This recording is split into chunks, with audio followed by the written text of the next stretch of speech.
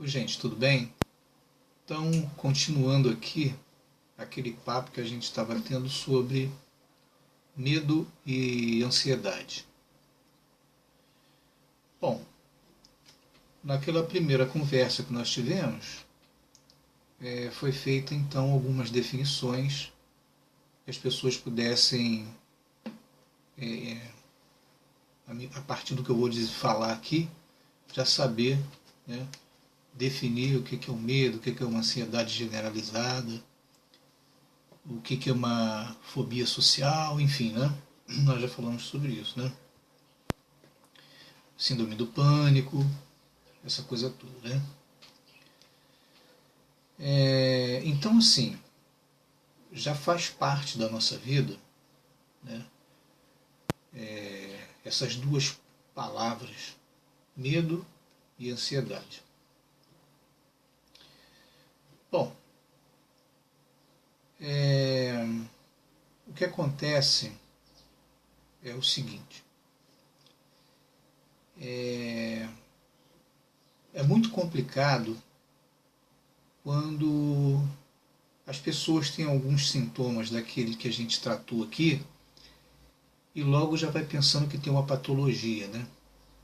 Então, esse segundo vídeo é exatamente para falar alguma coisa a respeito disso, né?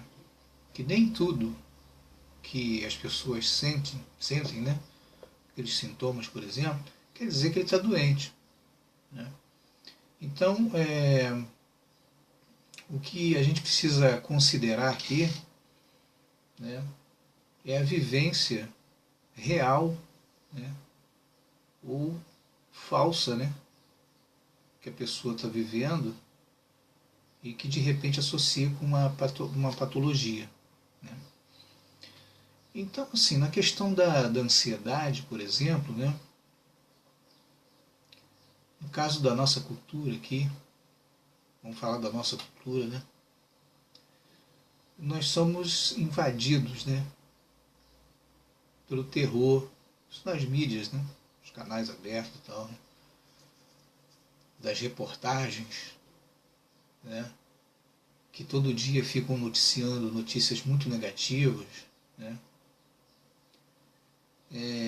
falando sobre assaltos, que de repente nem foram na sua cidade, né? Todo dia as pessoas têm contato também com notícias de desemprego, né? Agora está muito em voga também, né? A violência doméstica, as pessoas ficam preocupadas, né? Sem falar também no abuso de poder, né? Aí daqui a pouco também chega o verão, aí vão aparecer também as notícias sobre epidemias diversas, né? E aí, consequentemente, principalmente aqui na cidade onde eu moro, aqui na região serrana, né? Os desastres naturais, né?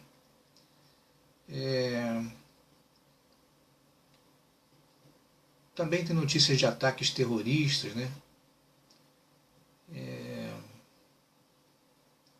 Dentre outras coisas, né? Então, isso tudo torna a nossa cultura uma cultura do medo e da ansiedade, que é o que a gente está tratando aqui também nesses as duas palavrinhas mágicas, né? Então é por isso, né? No dia a dia a gente é bombardeado, né, por esse terror nas várias mídias, e cobram da gente que a gente deve enfrentar esse medo, essa ansiedade, né? Como se fosse patológico, né? Então, tá, vocês já começam a sentir aí que quando tem um fundo, o buraco, como diz o outro, é mais embaixo, não é bem por aí, né?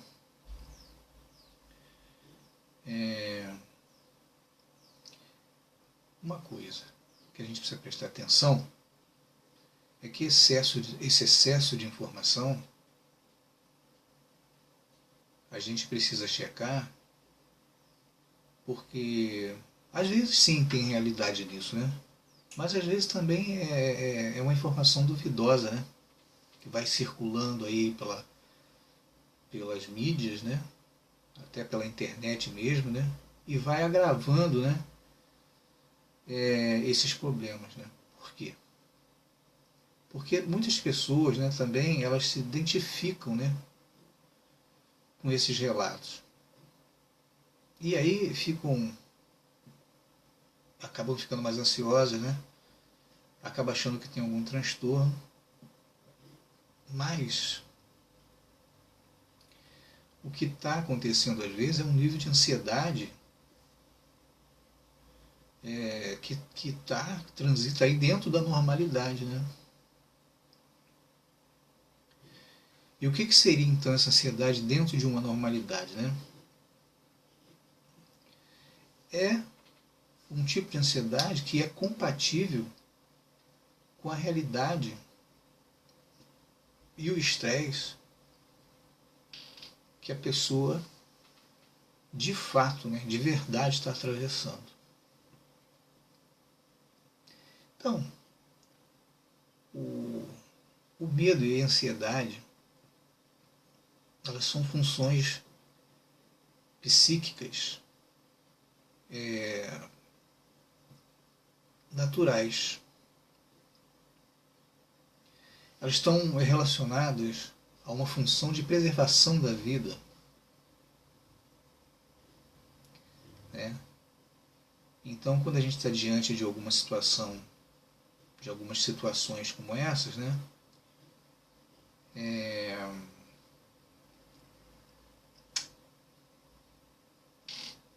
Nós nos preparamos melhor para as situações que verdadeiramente representam um risco à nossa integridade, tanto física quanto psíquica, né? Então, qual seria a diferença, né? Bom, o medo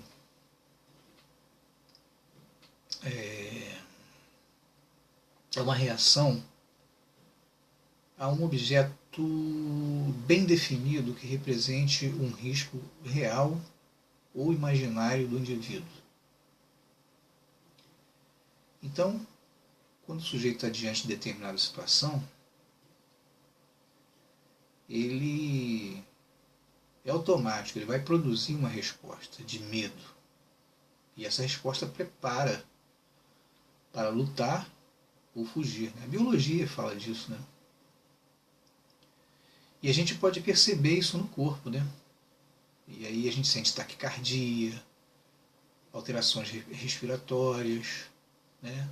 Suores, né?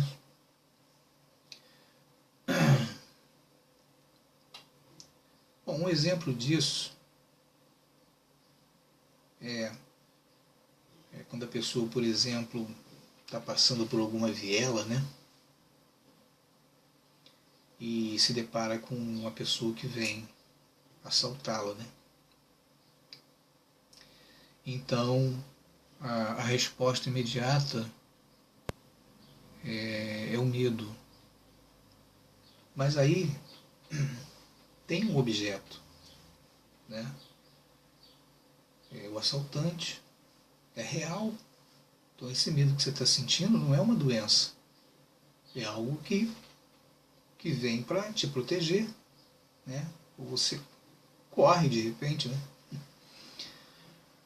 Outros vão ficar parados, cada um tem uma reação, né? E no caso da ansiedade, que é uma reação também parecida, né? Com medo, a diferença é que não tem um objeto assim definido. Aí no caso do assaltante lá, o sujeito ele passa por essa mesma viela, onde ele ouviu dizer daquele outro lá, lembra que foi assaltado, que por ali ronda um assaltante. Então mesmo sem ele ser assaltado, sem ele ver esse assaltante, o organismo vai ter uma reação de alerta para esse possível encontro, né? Então a pessoa já entra num estado de estresse, mesmo sem ocorrer esse encontro, né, ruim. Então a ansiedade ela não tem um objeto claro. É um medo assim que não tem um foco. Mas é persistente também. Né? Tanto medo quanto ansiedade são sensações corporais. Né? Causam cansaço, sensação de sufoco, insônia, tensões musculares, tremores, dificuldade de se alimentar, né? Sem falar na taquicardia, né? E as palpitações. Também pensamentos de inferioridade, crença de que não vai dar conta, né? As fantasias de que tudo pode dar errado, que vai ser abandonado também pelas pessoas. Né? Então ele dá uma supervalorização a esse tipo de pensamento. Né? E isso pode causar uma série de problemas físicos, né? Mas também problemas sociais. Né?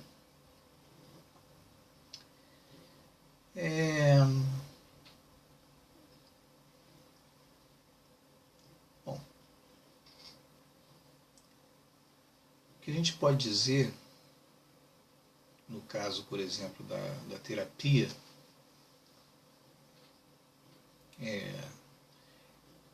que ela não tem assim a finalidade de ignorar, né, a experiência do indivíduo. O que pode ser feito é que o indivíduo ele entre em contato, né, e que enfrente na sua vida, né, os seus aspectos históricos que contribuem para o seu desenvolvimento. Né.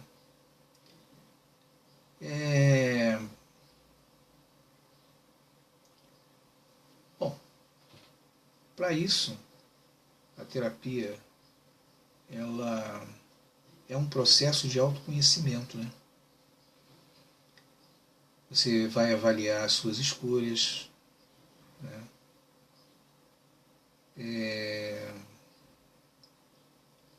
Vai também começar a perceber que caminhos levaram ao desenvolvimento desse transtorno, e fazer o enfrentamento da ansiedade, né? E da própria vida.